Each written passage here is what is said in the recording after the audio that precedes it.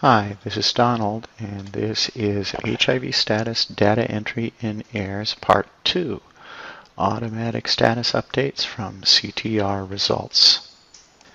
This presentation is for AIDS Institute staff or management who may not be familiar with using AIRS. CTR test results can trigger new HIV status records in AIRS. There is automatic entry when a negative result is entered, and there is delayed HIV status entry on a positive result. An automatic positive result will only be entered if the confirmatory test result is also positive. Now I want to show you what this looks like in AIRS. You'll see me do a full data entry for a test result in AIRS for the first example, including how the HIV status history automatically updates with a negative result.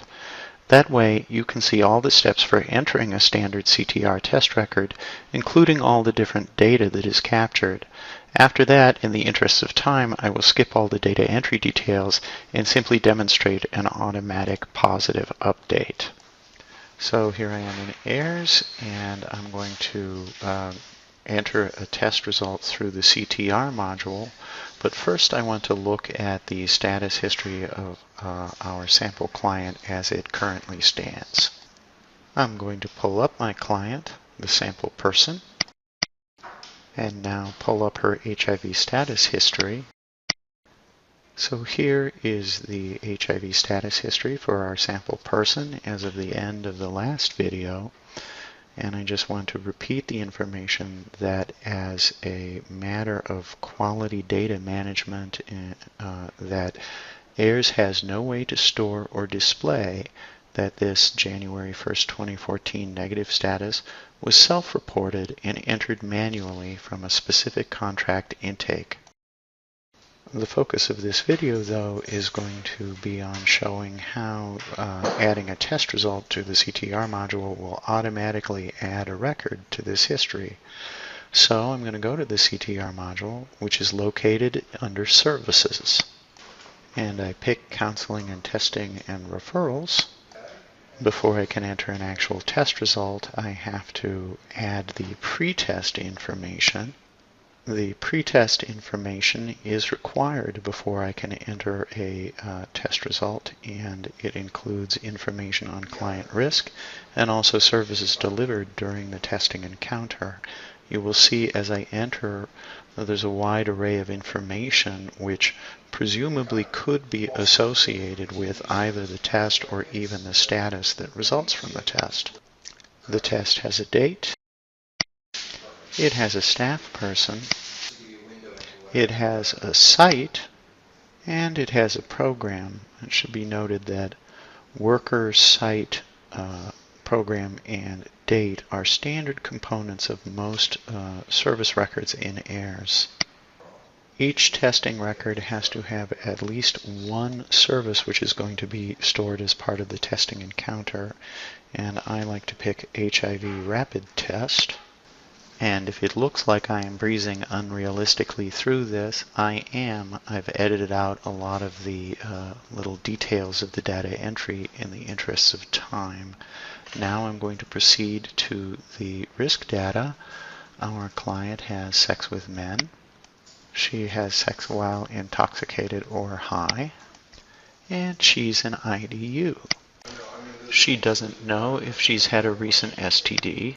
She's been previously tested, and that's the previous test date, and she was negative. I can save this and proceed to the actual test result data now. And the module for entering actual test results has a little twin screen. You can see test number 1 over here on the left, and on the right is the place to enter test number 2. This setup allows a confirmatory result to be associated directly with an initial test as part of data entry. For this first example, my result is going to be negative, so I'm not going to use that confirmatory. But now you understand why there are two little screens, two little sets of test results appearing together. I select test number 1 to enter the results. The date, site, and worker fill in automatically from the pretest data I've already entered, and I can proceed to say that this particular test result was anonymous. The test type was oral mucosal. The actual result was negative. The client was provided with the result. That result was provided on the date of the test. So I've entered all the required information, and now I can save the record. And AIRS actually gives me a little warning telling me that an HIV negative status record has been written to the client's HIV status history. Please review and update if necessary. And I say OK. Now I can close the testing module and look at the HIV status history again. And we can see that a new record was added, dated September 1st, which was the date of the test, and that the status is negative, which is the result of the test, but we don't see any information in the screen indicating that the status was automatically entered as from a test result. In AIRS, there is no way for the front-end user to tell which HIV status record was from a CTR test result and which record was self-reported or manually entered. And this becomes a serious data management issue as we push forward with seeking out and differentiating between clients who are HIV positive and clients who are HIV negative in a low threshold service setting. As currently configured, only the paper data collection form can tell us that this record, dated January 1st, 2014, was a self-reported status entered from a case management intake. AIRS and ERA do offer a few reports which total test results by status and limited tools for identifying clients associated with specific test results. AIRS and ERA have no reports to identify self-reported HIV status records, and in fact that information isn't available in AIRS at all. So here I am about to add my confirmatory test record, and through the magic of video editing, I've completed entering the confirmatory test and need to enter the associated referrals. And again, skipping all the data entry details, now those associated referrals have been entered, and I can save the confirmatory test record so that you can see what gets updated in the HIV status history. AIRS gives me a similar warning to when the negative status record was saved, this time saying that an HIV positive status record has been written to the client's HIV status history. It also says that before I can proceed, I need to enter some additional information about this positive person, but I can bypass that in this video and go straight to looking at the HIV status history again. And here is the automatically added HIV positive status with the date of the initial testing encounter. Again, there is nothing in this record to show that the confirmatory test result was entered into the CTR module. In fact, any information on the confirmatory test must still be entered manually, even though the record was automatically entered. So I am going to enter some of that information manually so that you can see what some of the data options in the HIV status module are, even if the CTR module does not automatically fill in this information when it adds a new status record. So the first thing that I can enter here is the confirmed test result. Now, for any test result, you could be saying that it was a confirmed negative or an indeterminate or positive or whatever. I think this particular section of data might be a good place to store that the information was self-reported, or at least to have the option to do that. In any case, for this particular test, the result was positive. The next data option is to give the date of the test that you just entered the confirmatory information for, so I'm going to do that.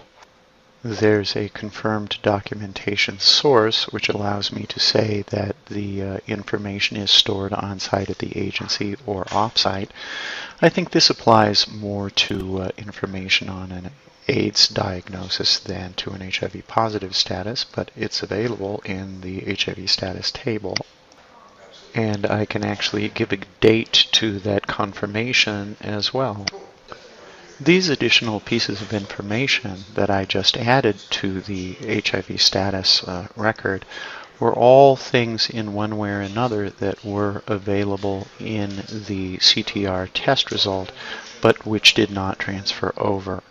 And my point in raising this isn't to say, well, those things should transfer over, but it's to consider how from the HIV status module or how from certain kinds of reporting on HIV statuses, how I'm going to differentiate between different types of records which were entered in different ways at different times for different reasons. So now I can save this record, and my last step is to show you what the data actually looks like in the table where it's stored, because there's another piece of information there that isn't available in this screen. So here's a view of what the actual data looks like when it's stored in AIRS.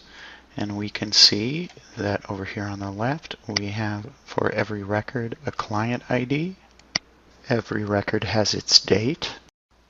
Every record has a code number standing for the status. And if the HIV status record was automatically added as a result of a test entered into the CTR module, then the HIV status record in the table actually contains the ID number of the test which triggered the HIV status in this table. But as you can see in this column, the test ID is only there if the HIV status record was automatically created as a result of CTR. For the self-reported statuses or other kinds of statuses in this table, this field is blank. In conclusion, there are a few things that I would like to bring up. Automatically entered status records need to be identifiable to the front-end user, both in the HIV status module and in reporting. The front-end user may need tools to differentiate between HIV status records entered for different reasons, and this may require adding some data options to AIRS in order to support differentiating. And there are a few conclusions that are related directly to syringe exchange program data management. First, this is new territory for many CEPs.